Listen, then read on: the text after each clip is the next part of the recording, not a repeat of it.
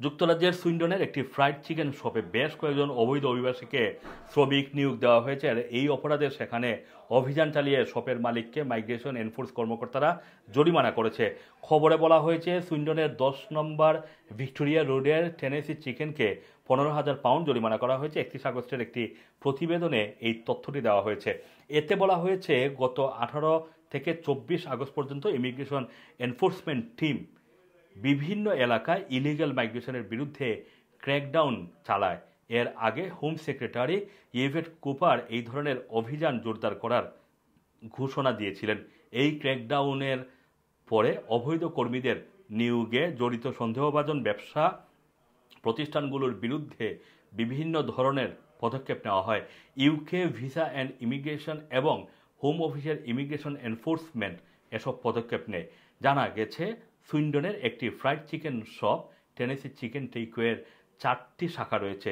এগুলো Victoria road, সুইন্ডনের Gods Hill, Gloucester এবং নিথ এই এলাকাগুলিতে রয়েছে। জানা গেছে এনকে ইউনিক লিমিটেডের আওতায় টেনেসি চিকেন টেকওয়ে চালানো হয়। নাওয়েদ খান নামের এক ব্যক্তি এই প্রতিষ্ঠানের মালিক।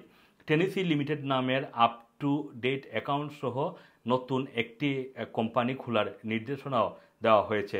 হোম অফিসের একজন মুখপাত্র বলেছেন যে অনেক ক্ষেত্রে অবৈধ কর্মীরা সাইটে বাজে পরিবেশে কাজ করতে বসবাস করেন। এছাড়া তারা যুক্তরাজ্যের ন্যাশনাল মিনিমাম যে ওয়েজ বেতনের যে থ্রেশহোল্ড রয়েছে সেটার থেকে অনেক কম উপার্জন করে থাকেন। বেশিরভাগ ক্ষেত্রে এসব অবৈধ অভিবাসী মডার্ন স্লেভারিরও শিকার হয়, তাই তাদেরকে উদ্ধারে অভিযান অব্যাহত রয়েছে। এদিকে আপনারা জানেন যে ইভেট কুপার যিনি হোম সেক্রেটারি তিনি কিন্তু বলছেন যে ব্রিটেন অবৈধ অভিবাসীদেরকে ঠেকানো যাচ্ছে না। এর কারণ হচ্ছে যে ব্রিটেনে অবৈধভাবে এসেও কাজ করা যায়, ইলিগালভাবেও কাজ করা যায়। এই সমস্যাটিকে তারা চিহ্নিত করেছেন এবং এই সমস্যাটিকে চিহ্নিত করে তারা এখন এই অবৈধভাবে যারা কাজ করছেন বিভিন্ন প্রতিষ্ঠানে সেই সব প্রতিষ্ঠানে গিয়ে কিন্তু তারা রেড দিচ্ছেন এবং ইন্ডিয়ান রেস্টুরেন্ট থেকে শুরু করে টেকওয়ে, তারপরে কার ওয়াশ থেকে শুরু করে যত ধরনের প্রতিষ্ঠান রয়েছে, বিশেষ করে নির্মাণ শিল্পের সাথে যুক্ত রয়েছে, কনস্ট্রাকশন কোম্পানি যেগুলো রয়েছে সেই সব কোম্পানিতেও কিন্তু তারা এখন রেড দিচ্ছেন এবং তারা অবৈধ অভিবাসী ধরার ব্যাপারে তারা ক্র্যাকডাউন ঘোষণা করেছেন এবং তারা বলছেন যে ইউরোপের বিভিন্ন দেশ থেকে যারা সমুদ্র পাড়ি দিয়ে আসেন, যেমন গত এক বছরে এখন পর্যন্ত এই বছরের এখন পর্যন্ত গত 8 মাসে 46 জন মানুষ মারা গিয়েছেন।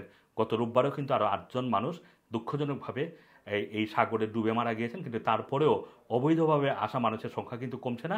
এটাই উদ্বেগের কারণ ব্রিটিশ সরকারের এবং ফ্রান্স সরকার সহ ইউরোপের বিভিন্ন দেশের সরকার ব্রিটেনের যে ইমিগ্রেশন পলিসি সেই পলিসির সমালোচনা করছে। এখন ব্রিটেনের সরকার চেষ্টা করছে যে ইটালির সাথে কথা বলে তারা একটি পরিকল্পনা গ্রহণ করতে, কারণ ইটালি গত 1 বছরে তাদের দেশে অবৈধভাবে আসা অভিবাসীর সংখ্যা প্রায় 2/3 কমিয়ে ফেলেছে।